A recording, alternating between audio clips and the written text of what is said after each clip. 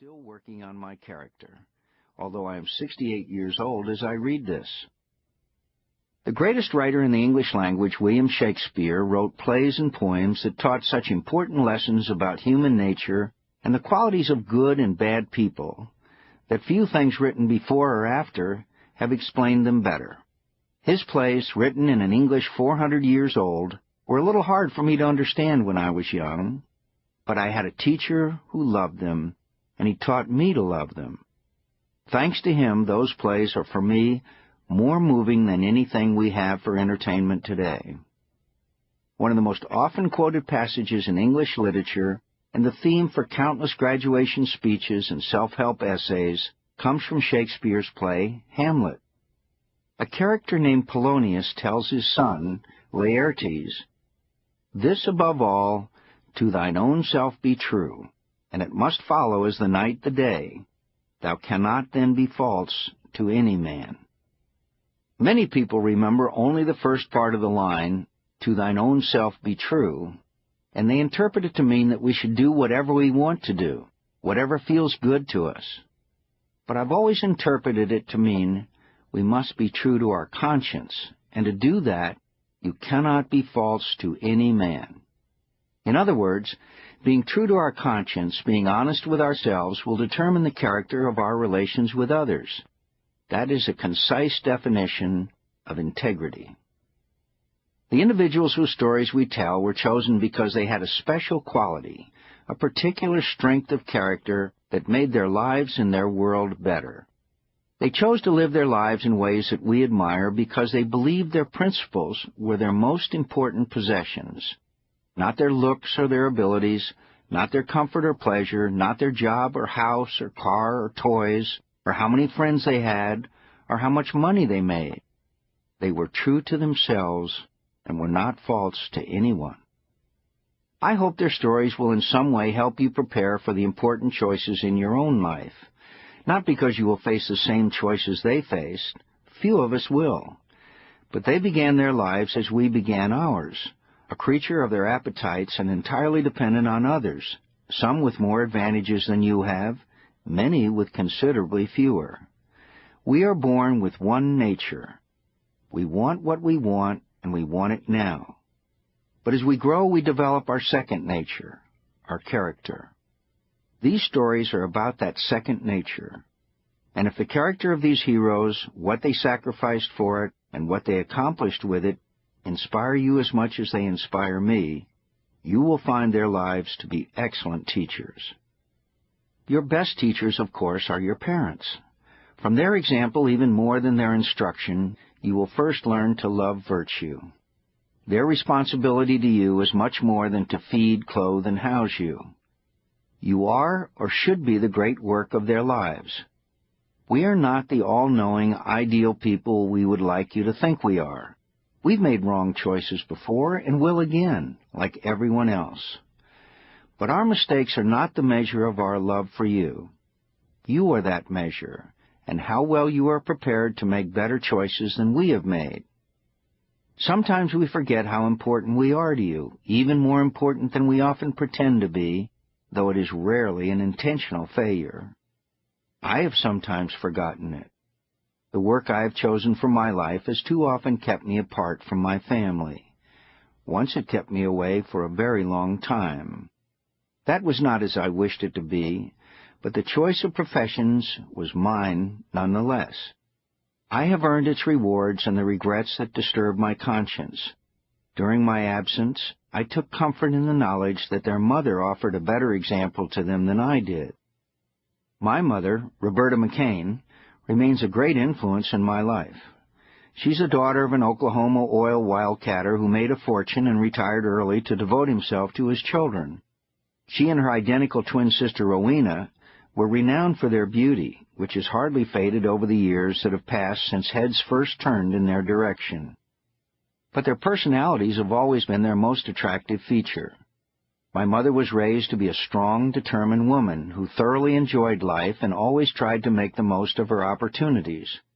She was encouraged to accept, graciously and with good humor, the responsibilities and sacrifices her choices have required of her.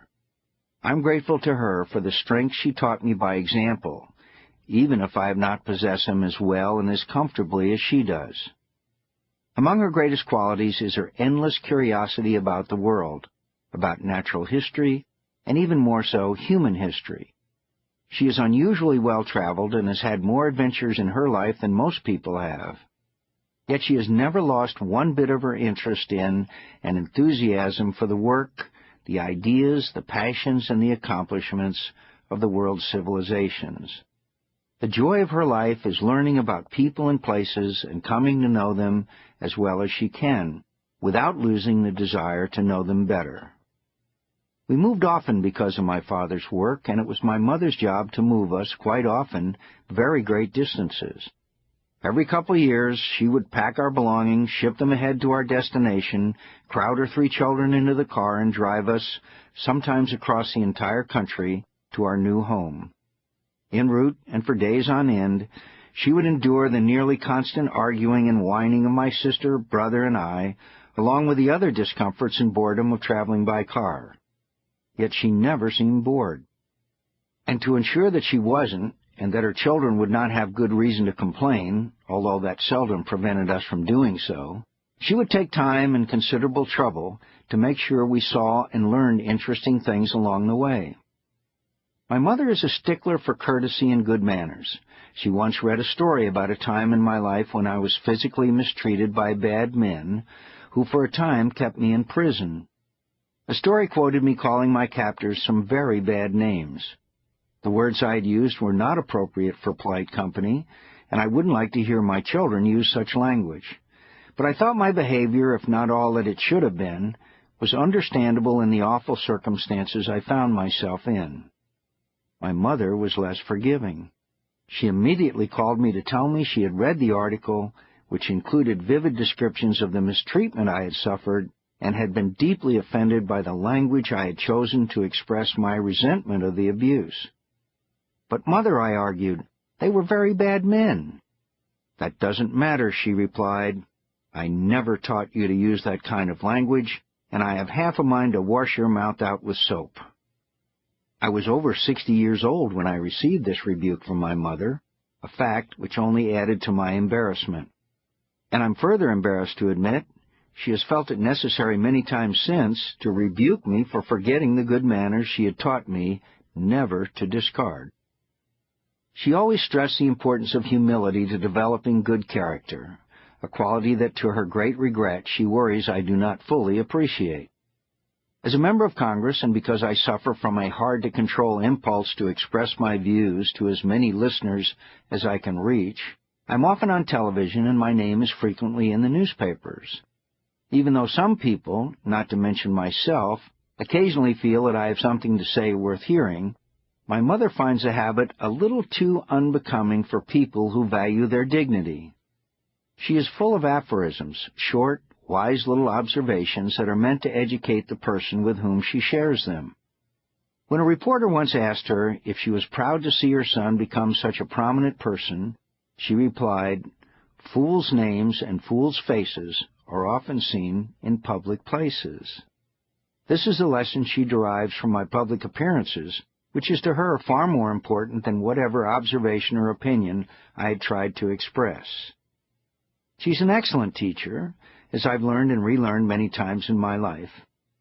As we began this project, she is 92 years old and is at this moment driving around India with her identical twin sister and best friend, Rowena, taking another look at fascinating places she has seen before, but learning, always learning something new and well worth her time.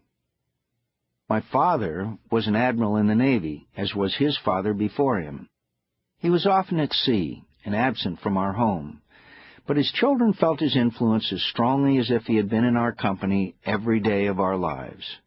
He was honest, hard-working, loyal, and one of the bravest men I've ever known. He had his flaws.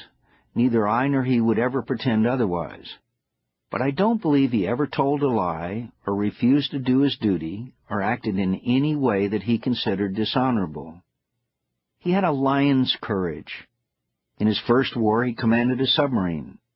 After a long battle and many hours beneath the sea, with little air left to breathe in the sub, he told his men